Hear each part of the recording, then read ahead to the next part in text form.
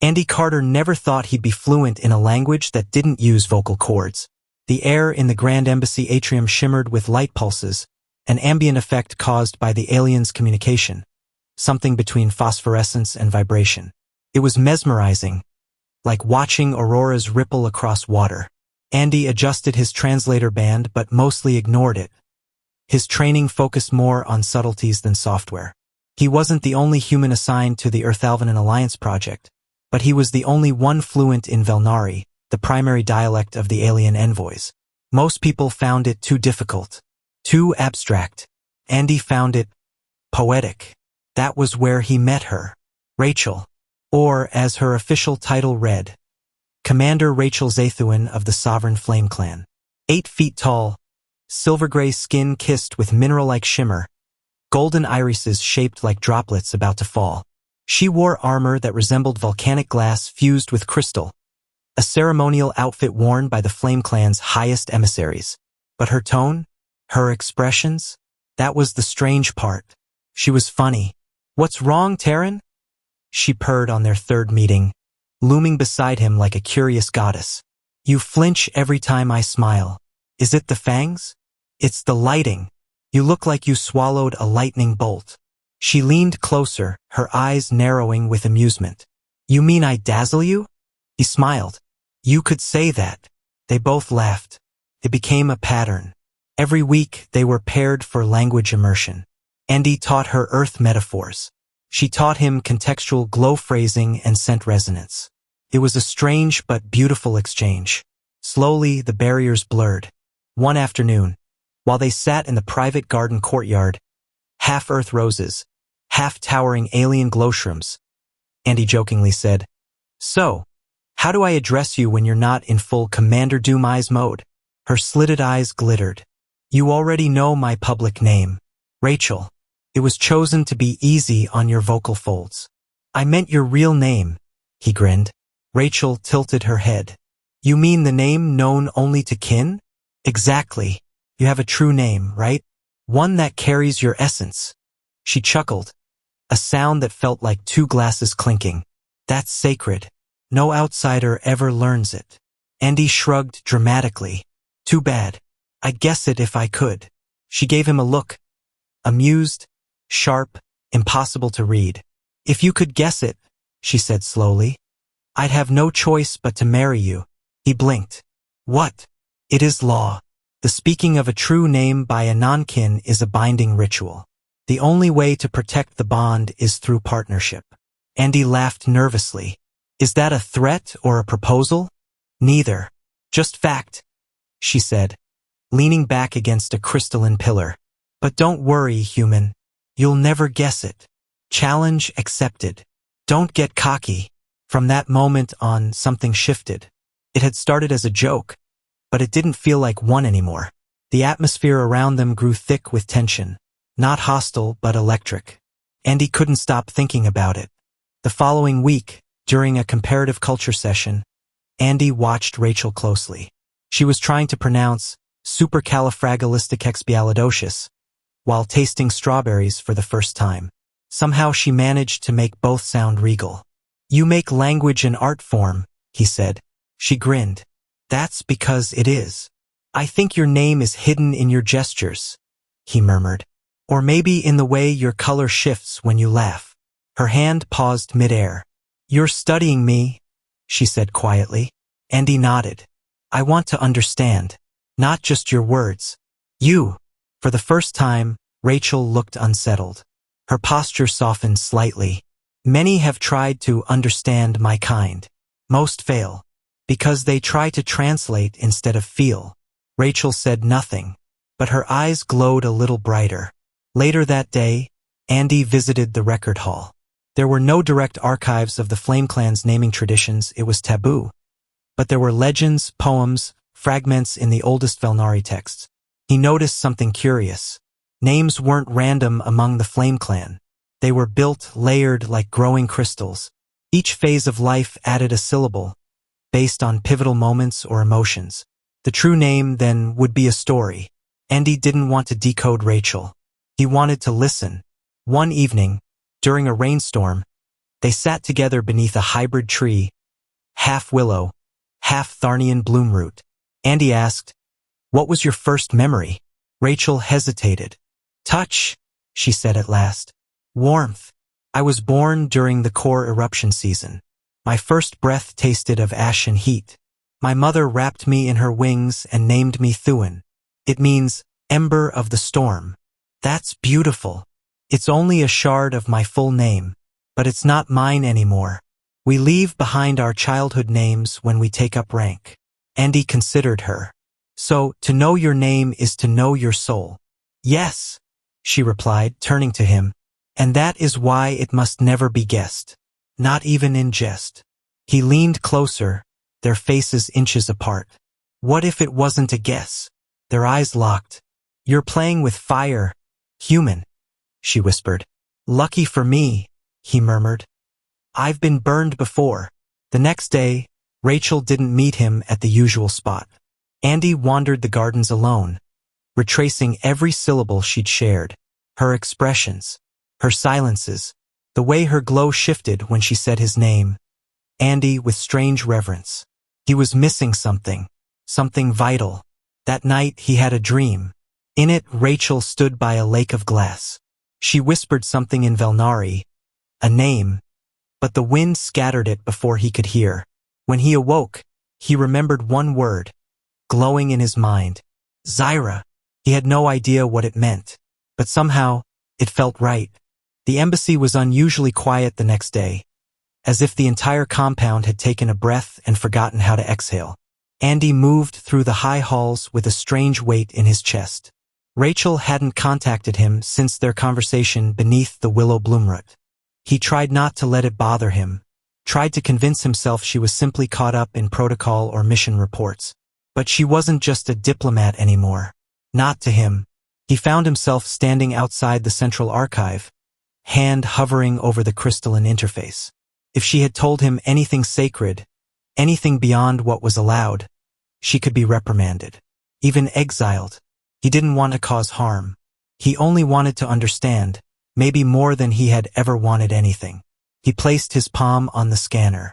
The archive shimmered to life, displaying floating text in both Standard and Velnari. Andy bypassed public entries and dove into poetic records, old myth fragments, pre-language chants, things dismissed by most researchers as untranslatable. He stayed for hours. Between verses of molten sunrise and crystal bone rivers, he noticed a pattern. A name, broken across 8 sources, surfaced with subtle consistency. Not written outright, but carried in metaphor. Always linked to warmth after destruction. Light in hollow places. The word Zyra appeared once, not as a name, but a verb. To reignite. Andy leaned back in his chair. That dream had not been random. Later, as dusk painted the sky in ember hues, he walked the garden paths again. No sign of her. The tree where they always met stood quiet. He placed his hand against its bark, warm to the touch, pulsing faintly with bioluminescence. Then he heard her voice. "You're persistent." Andy turned to see her standing in shadow, barely visible but unmistakably present. Her posture was rigid, defensive, but her eyes betrayed something else. "I wasn't sure if you were avoiding me," he said softly. "I was." Rachel stepped into the light.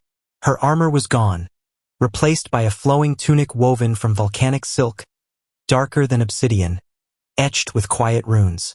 She looked taller without trying, and somehow more vulnerable. "You push too far, human," she said. "What you ask is dangerous. Even to think it aloud. It's like standing at the edge of the world and daring it to fall." Andy swallowed. "I never wanted to endanger you." "No," she said. "But you wanted to see me." "I still do." Silence. "You're different," she said after a long pause. "You don't treat our differences like puzzles to solve. You observe. You listen." He stepped closer. "You don't talk to the others the way you talk to me." Her eyes flickered. "Because they only speak to my title, not to me." "Then let me ask differently," Andy said, voice steady. "Not as a researcher, not as a translator. Just as Andy. Can you tell me who you are?" Rachel's breath slowed. She turned away for a moment, her gaze drifting toward the skyline where two moons glowed above the spires. When I was very young, she began. Before the ceremony of flame, I ran from my station. I hated duty. I despised obedience. I was the daughter of generals and legacy, but I longed to fly through the void without orders chaining me down. Andy said nothing. She wasn't speaking for his sake. Not entirely. I hid for 2 days in the caverns beneath Mount Sarin, she continued. No light, no sound, only heat and stone. And in that silence, I heard something, my heartbeat, the first rhythm that was only mine. I returned with ash in my hair and defiance in my breath. My mother called me Rachel to the world, but she whispered another name that night, one only I remember. Andy waited. I have not spoken it aloud in 2 life cycles, she said, looking back at him. But sometimes, I think you already know it. Andy's chest tightened. I've been following clues. Words. Feelings. Feelings? She asked, arching a brow. You look at me like no one ever has, he said. You laugh when you don't mean to, and when we're silent, it doesn't feel empty. It feels like waiting for something. Rachel stepped forward, her presence towering but tender. Then guess, human. If you're brave enough, guess what name lies beneath my bones. Andy met her gaze, then closed his eyes. He remembered the warmth of her hands when she'd passed him a stone to explain cultural weight, the taste of alien fruit she'd brought him, the way her voice softened when saying his name, as though it didn't belong on her tongue but she refused to give it up. He whispered, Zyra. Rachel didn't react at first. The wind rustled the hybrid tree. The bioluminescent petals curled inward. Somewhere in the sky, a meteor passed unnoticed. Then her mouth parted, but no sound came. Her eyes widened, and then they began to glow, not in the usual pulsing pattern of casual emotion, but in the searing, radiant blaze of soul bond resonance. You, she breathed. You spoke it. Andy swallowed. Did I get it wrong? Her hand came up, not to strike, not to scold, but to touch his chest.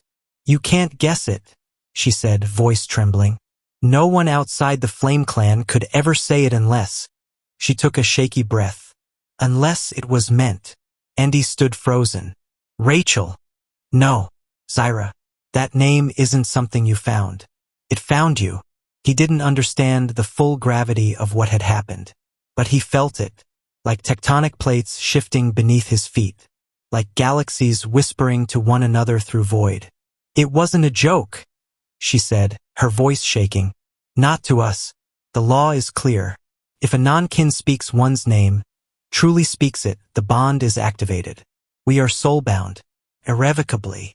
Andy blinked. So, what does that mean? It means you're mine, she said. And I'm yours. She looked terrified. He stepped closer. Then let's not waste it. Their hands met, his smaller, hers trembling with contained energy.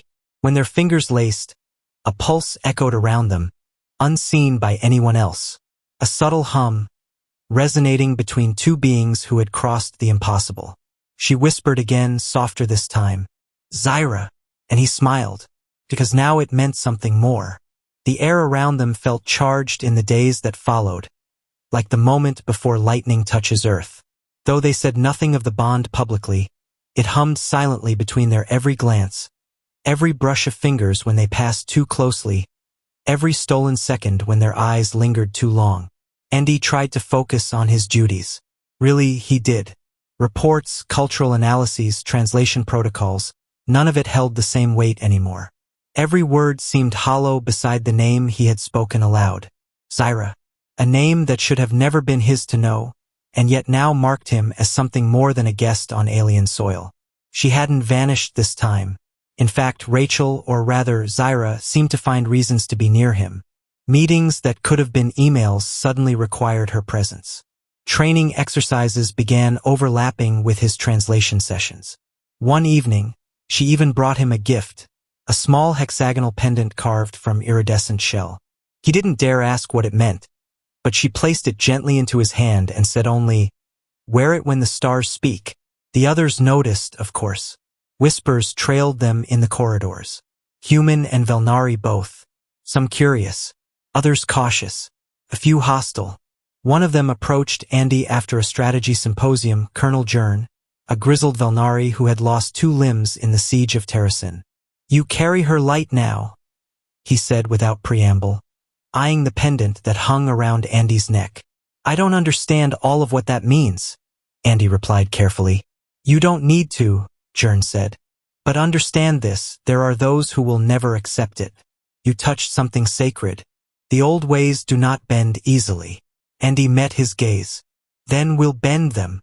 Jern studied him for a moment, then gave a slow, grudging nod. "Careful, human," he muttered before walking away. "Some fires consume what they try to warm." That night, Rachel found him sitting alone in the glass atrium, watching the Velnari constellations glimmer in the strange, wide sky. "You're quiet," she said, taking a seat beside him. "I was warned today," he said. "About me. About the bond." She sighed. "Of course. I knew it would happen. There are old bloodlines, old expectations. Some see the name bond as sacred. Others see it as theft if it crosses species. And you?" Her fingers twitched beside his. She didn't answer immediately. "I see it as real," she said at last. "No ritual, no pomp. Just you and me, and something between us that shouldn't exist and yet does." Andy smiled faintly. "You said I was yours." She looked away as if embarrassed. "That's what the bond means." "Then I think I want to be." That made her eyes snap back to his, the amber glow brightening with some hidden heat. "Do you even understand what you're saying?" "No," Andy admitted. "But I don't need to understand everything to know what I feel." She leaned in then, a breath's width from his face. "Do you know what happens if we fully complete the bond?" He shook his head. "I'll see your thoughts," she whispered. "And you'll see mine. No secrets, no walls. Every fear, every memory, every hope, shared."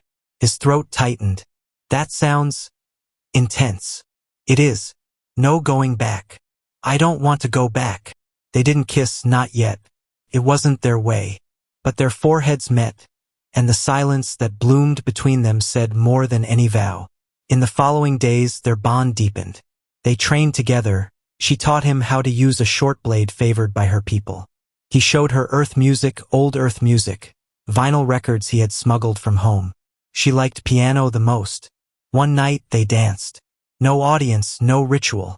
Just 2 souls in the embassy garden, surrounded by blooming night flowers that shimmered with their own soft music. He wasn't a great dancer.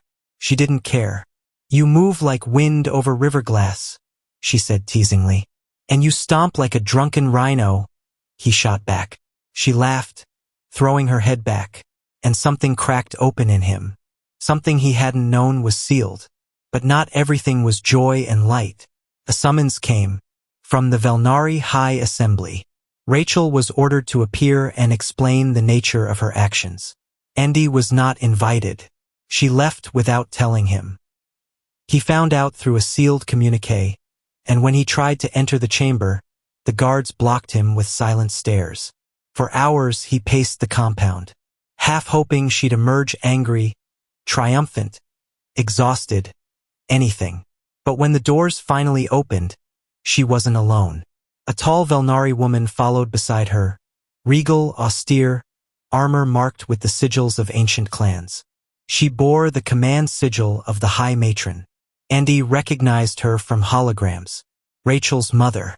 Rachel looked pale, by Velnari standards, that meant her skin had dimmed from gold to pewter. Her mother's gaze swept over Andy like a blade. "So the human lives?" the matron said, voice like steel dragged across granite.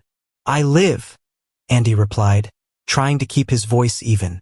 "And you think you understand what you've done?" "No," he admitted. "But I know I don't regret it." That made something flicker in her gaze. Not approval, but curiosity. Rachel stepped forward. "He spoke my name. Not by accident. Not by mistake. It answered him."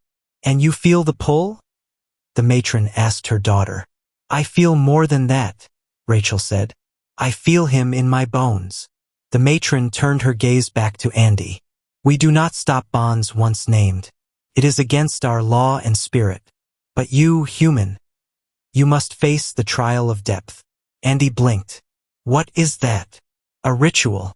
A plunge into the well of one another's mind. No walls. No lies. If you are unworthy, the bond will break. And your soul may fracture. Rachel's hand gripped his. You don't have to. Yes, I do, Andy said. If it means keeping this, us, I'll face it. The matron nodded slowly. Then prepare. They led him to the chamber the next morning. Cold stone. Inky water at the center. A pool said to reflect not the face, but the spirit. Rachel stood at the edge, waiting. He stepped into the water beside her. Their hands met, and then they plunged. Mind met mind. Past lives, sharp memories, the broken glass of childhood and the warmth of long-forgotten sunrises. He saw her fears of war, of rejection, of not being enough. She saw his loneliness, guilt over his distant father, the ache of wanting more than he thought he deserved. He showed her his mother's garden on earth. She showed him her first hunt in the scarlet woods of Velner Prime. No shame, no disguise, no armor. When they rose from the pool, breathless, drenched, trembling, they were more than bound. They were fused. She reached for his face, gently cupping it. Her voice was barely a whisper. I never imagined I'd want forever with someone who bleeds differently. Andy smiled, pulling her close. Then imagine it now. Word of their bond spread faster than either of them expected. Within days, the Velnari embassies on Earth buzzed with whispers. Across secure communication networks, council chambers, and even in off-world colonies, officials speculated, argued, and fumed. A Velnari elite, Rachel, daughter of High Matron Velsira, had name-bonded with a human. And not just any human.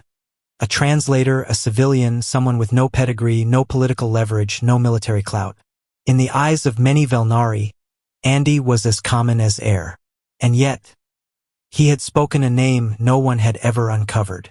Not even Rachel's own suitors, warriors who had trained from childhood to win her favor. That alone disrupted everything. For several days, Andy and Rachel were kept under diplomatic lockdown, for their own safety. A polite way of saying, we don't know what to do with you yet. Locked in the same room, they could do little but talk, touch, and try to laugh in the face of pressure. Rachel, normally so confident, often stood at the window and stared into the city beyond the Velnari compound. I knew it would be chaos, she said once, her tone weary. But I didn't expect them to threaten exile. Andy, lounging on the couch behind her, looked up sharply. Exile? She nodded. From the line. From succession. If I stay bound to you, I forfeit my name's claim. Andy stood, walked to her side. Then unbind it. She turned, startled. If it'll protect your life, your future, he continued, heart pounding, I'll forget the name. I'll carry it in silence. She pressed her fingers to his lips. Don't insult what we've built.